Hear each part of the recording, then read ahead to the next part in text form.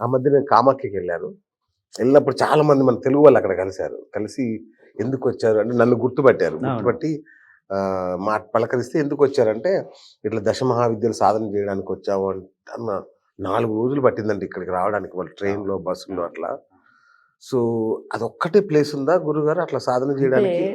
తాంత్రిక place అంటే అమ్మవారి సతీదేవి భాగాల్లో యోని భాగం అక్కడ పడింది అవును. కాబట్టి తాంత్రిక సాధనకు మాత్రమే కామాఖ్య. అక్కడికి ఓకే. వెళ్తే తాంత్రికులు ఉంటారు, హ్మ్. తాంత్రిక శక్తులు వచ్చేస్తాయి అనేది కరెక్ట్ కాదు. అచ్చా! తాంత్రిక సాధనకి ఏదో ఎళ్ళో 15 రోజులు, 4 రోజులు సాధన చేసుకుంటాకి ఎనర్జీ, అచ్చా! ఎనర్జీ కోసమే. అసలు ఒరిజినల్ తాంత్రికులు ఎక్కడుంటారో చెప్పనా? మయాంగ్. ఓకే. అస్సాంలోనే మన కామాఖ్య నుంచి ఒక కిలోమీటర్‌న్నర కామాఖ్య నుంచి 1 ½ అవర్ జర్నీ ఉంటది. 1 ½ అవర్ 1 జర్నీ. 1 ½ అవర్ పైన 2 అవర్స్ మధ్యలో ఉంటది. మయాంగ్ అనే ప్లేస్‌లో ఉంటారు. తాంత్రికులు అనేది త్రోట్ మయాంగ్‌లోనే ఉంటారు. ఓకే. ఇదివరకు కాలంలో మీరు అనేవాళ్ళు గాల్లో ఎగిరే మనుషులు, కంటి అవును. చూపుతో మనిషిని అవును. చంపేసేవాళ్ళు అవును. మయాంగ్‌లో ఉన్నారు. అబ్బా! అది. ఆళ్ళు అక్కడ సాధన ఇప్పటికి వెళ్ళినా కూడా ఏం తెలియనట్టు పనులే చేసుకుంటారు వాళ్ళు. కానీ ఒరిజినల్ తాంత్రికులు అనేది మయాంగ్. ఆ ప్లేస్‌ని సింహభాగం అంటారు. ఓహో! షేర్ భాగం అంటారు గానీ, మయాంగ్‌లోనే తాంత్రికులు అనేది ఉన్నారు. అబ్బా! ఇయన్నీ కామాఖ్య, తారాపీఠు, చిన్నమస్త ఏంటంటే సాధనకి మీకు ఓకే. లాస్ట్ ఇంటర్వ్యూలో చెప్పాను. అవును. సాధనకి అనువైన ప్లేస్. ఓకే. క్షుద్ర పూజలంటే గూడా అవేనా? తాంత్రిక పూజలంటే అవేనా? అంటే తాంత్రిక పూజలు, శుద్ర పూజలు ఇయన్నీ వేరు చేసేస్తున్నారా? అచ్చా! 2 ఒకటేనా? అంటే వేరు. శుద్రం అంటే మీరనే పదంలోనే ఉంది. క్షుద్రం క్షుద్రం అంటే భయానకం. భయానకం. అసలు భయానకం ఒరిజినల్‌గా చెప్పాలి అనుకుంటే, మీరేదైనా చేయాలి అనుకుంటే ఫోటో అడుగుతారు అంటున్నారు. ఏదో ఈ మధ్య అవును. కాలంలో ఫోటో అడుగుతారు, ఎంటుకలు అడుగుతారు, కాళ్ళు మట్టి అడుగుతారు. అవును. అసలు నిజంగా చేసేవాళ్ళకి అయన్నీ అవసరం అంటారా? అంతేనా? ఓకే. నిజంగా చేసేవాళ్ళకి అయి అవసరమా? ఆ! చెప్పండి.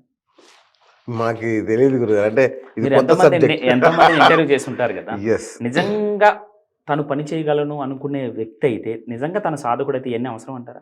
అంటే మేము 'కాశ్మోరా' సినిమా చూసాను. నాకు తెలిసింది అప్పుడు అదే. మరి శుద్రం అంటే సినిమానే. యెస్. అంతేనా? అంతే. ఇప్పుడు మీ నోటితో అన్నారు. శుద్రం అంటే సినిమానే. ఓకే. అంటే నెగెటివ్ ఎనర్జీ కొంతమంది ఈ మధ్య కాలంలో సాధనలు కొన్ని చేసి ఓకే. నెగెటివ్ ఎనర్జీని పంపించేవాళ్ళు కొంతమంది ఉన్నారు. హ్మ్. దాన్ని క్లియర్ చేసుకోవడం ఇప్పుడు చెప్పా కదా! నిరంతర సాధన ఇంట్లో ఎప్పుడైతే నిరంతర దీపం వెలుగుతా ఉంటదో, ఇల్లు ఎప్పుడైతే శుభ్రంగా ఉంటదో, ఓకే. ఈ నెగెటివ్ ఎనర్జీ మనకి ఉండదు. అచ్చచ్చ! రైట్.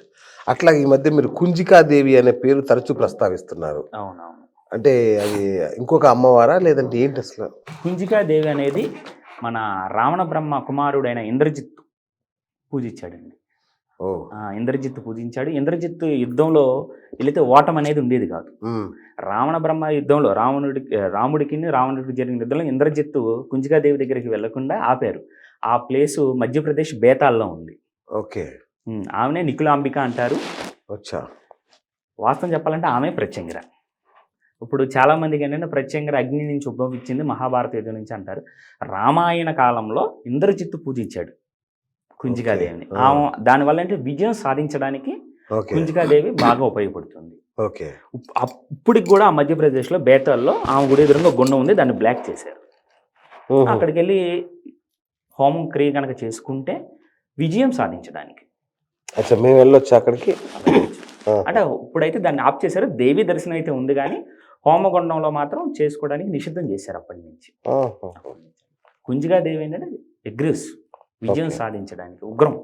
ఏదైనా విజయం అంటే సాధించడానికి కాళికాదేవి కంటే కూడా. అంటే ఇది ఒకటండి. అన్ని భాగాలు ఒకటే. ఆ! ఇప్పుడు సతీదేవి భాగాలు పడింది. ఇప్పుడు మన బాడీ ముక్కు చేసేది నోరు చేయగలదా? చేయదు. నోరు చేసేది ముక్కు చేయగలదా? చేయలేదు. అలాగే ఒక్కొక్క దేవత వర్ణానికి ఒక్కొక్క దేవత. హ్మ్. అంతే కదా! లైక్ కాళీ కన్నా ఉగ్రమా అంటే కాదు. ఇయన్నీ కలిస్తేనే ఆదిశక్తి. అచ్చచ్చా! ఇయన్నీ కలిస్తేనే పరాశక్తి, ఆదిశక్తి. మనకు 18 పురాణాలు. అవును. అమ్మవారికి 18 శక్తి 18 పీఠాలు. శక్తి పీఠాలు. 18 చేతులు. అవును. రైట్. అంటే ఆమె స్తోత్రం చేయడం ద్వారా మనకేం జరుగుతుంది? కొంత ఆమె ఆ! స్తోత్రం చేసి కొన్ని ఉంటాయి పెట్టవలసినవి ఆ! ఆహారం వాటికి. అయి మనం గురుముఖంగా అప్పుడు అచ్చా! నేను మిమ్మల్ని చెప్పేవి అడిగి ఉంటాయి. ఓకే. ఓకే. అయి తాంత్రిక పద్ధతిలో కొన్ని క్రియలు మళ్ళీ దానివల్ల నెగెటివ్ అనేది బలి అనేది ఉండదు. ఆ!